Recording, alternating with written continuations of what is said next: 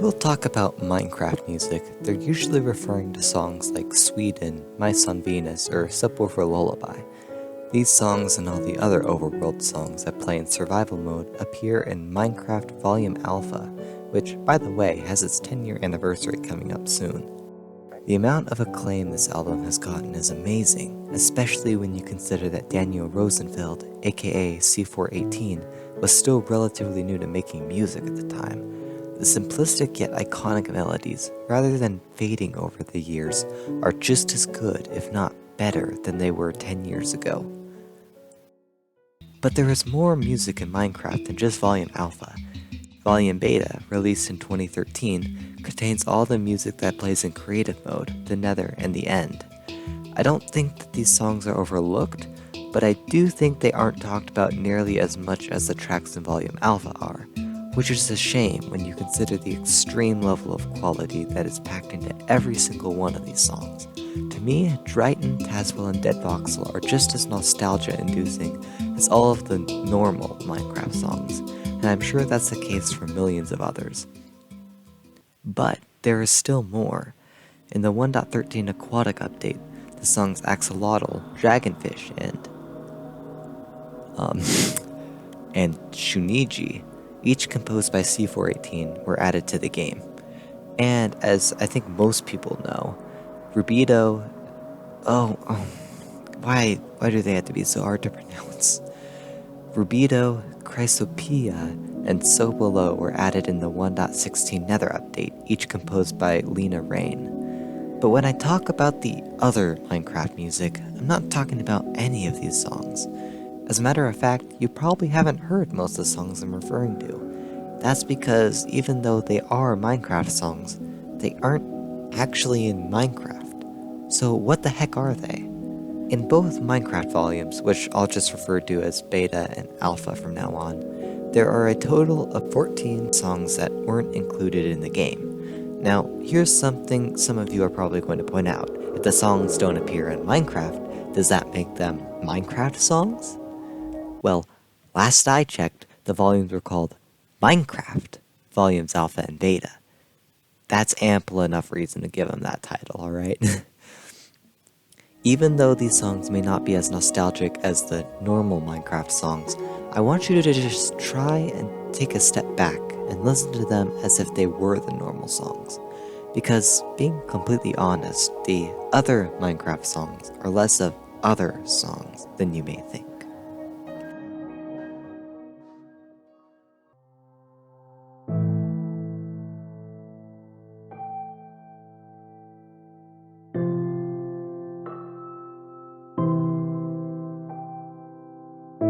If you've ever taken the time to look up the list of songs in Volume Alpha, then there's a slight chance you may have noticed a pattern.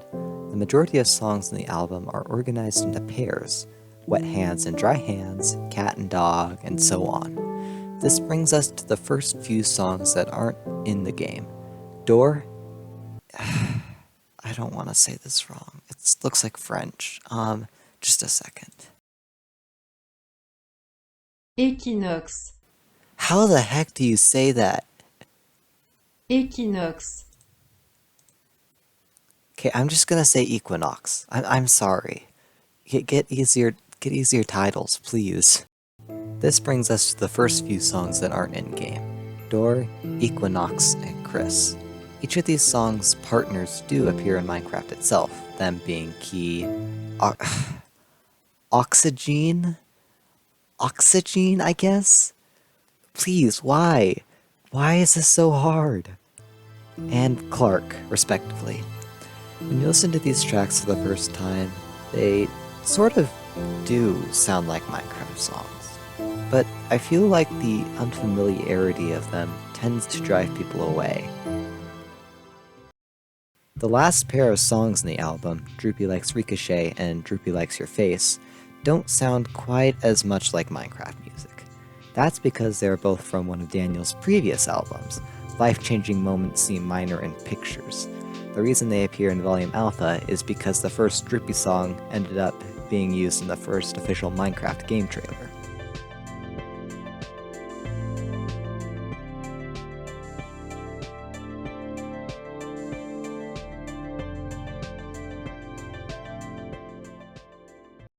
Now, a few of these songs only appear in select versions of Minecraft, specifically Death and Dog. From personal experience, I can remember hearing Death on the console edition of Minecraft when I, well, died. It was kind of startling, to be honest. It's definitely a bit different from the normal peaceful ambience of the other songs.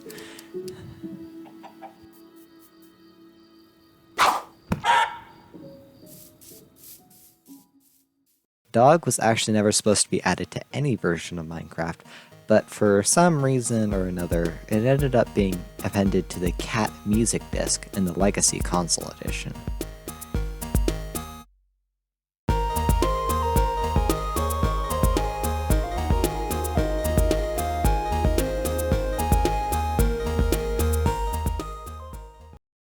This leaves us with the last 3 songs in Volume Alpha, Moog City, Beginning, and Excuse. You probably recognize the melody in Moog City from Moog City 2, the sequel that appears in Volume Beta and plays in the main menu of Minecraft. Beginning also has a sequel in Volume Beta called Beginning 2.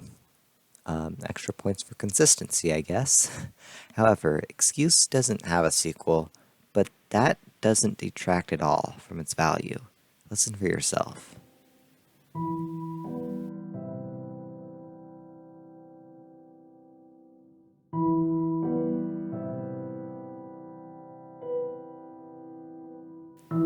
According to Dan the Man himself, Excuse was originally meant for the Nether, but ended up being an album exclusive. When you listen to it, you get this sense of something that is lost or forgotten. This, for me, is the easiest song to imagine playing in Minecraft. It magnifies just how alone you are in the world, empty of intelligent life except for you. And no, villagers don't count. I don't think this song or any of the other ones in this album will ever be added to the game, but it is certainly fascinating to imagine what could have been.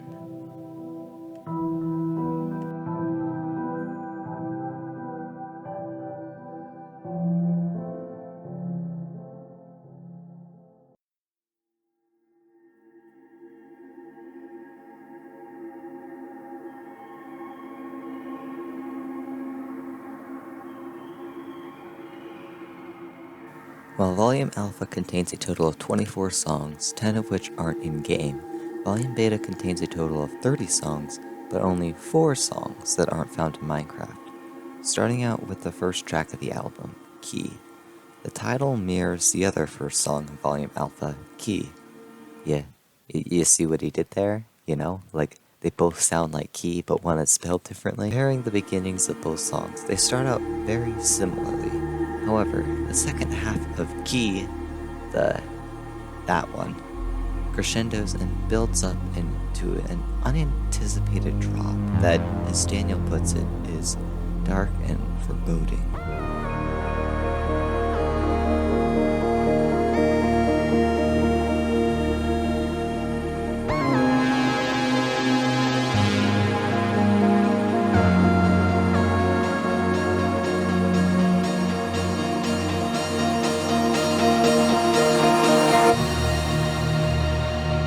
It is easier to see how a song like this doesn't exactly fit anywhere into Minecraft.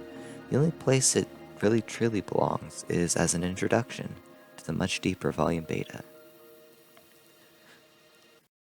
Flake and Kyoto both actually appear in the Legacy console editions of Minecraft, like Dog and Death. However, they are a bit harder to find.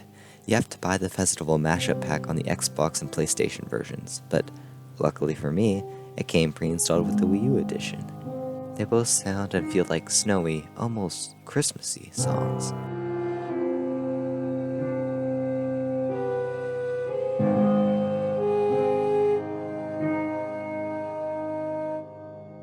I'm not the first person to come up with this idea, but with the Caves and Cliffs update coming out sometime this year, it would be super cool if these were added as songs that play when you're in the mountain biomes, although I highly doubt Mojang will work out a way to add them. This brings us to the last song of Volume Beta, called, I guess ironically, Intro. I have so many things I could say about this song, but I think the only way to do it justice is to let you listen to it.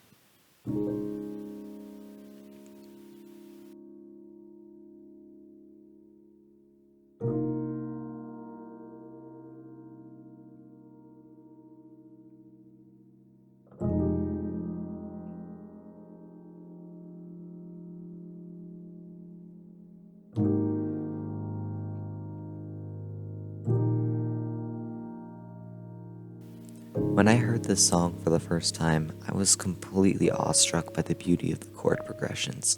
It has a certain raw, unrefined beautifulness to it that you don't hear in most of the normal Minecraft songs.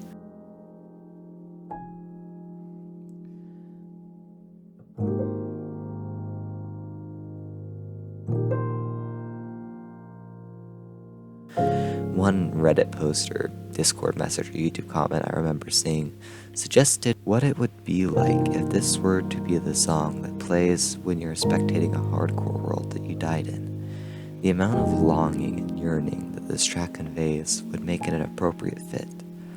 Although I don't think I could ever choose a favorite Minecraft song, this would certainly be one of the top ones.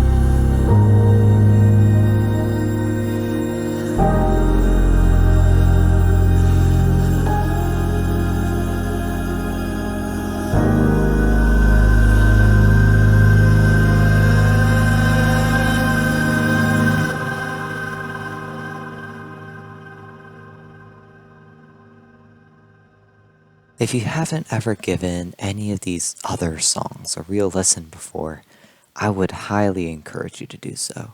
Just because they aren't in Minecraft doesn't mean they aren't as good as the normal songs. Some might even be better. Let me know what you thought of any of these tracks down in the comments. Otherwise, I'll see you in the next video. Have a good one.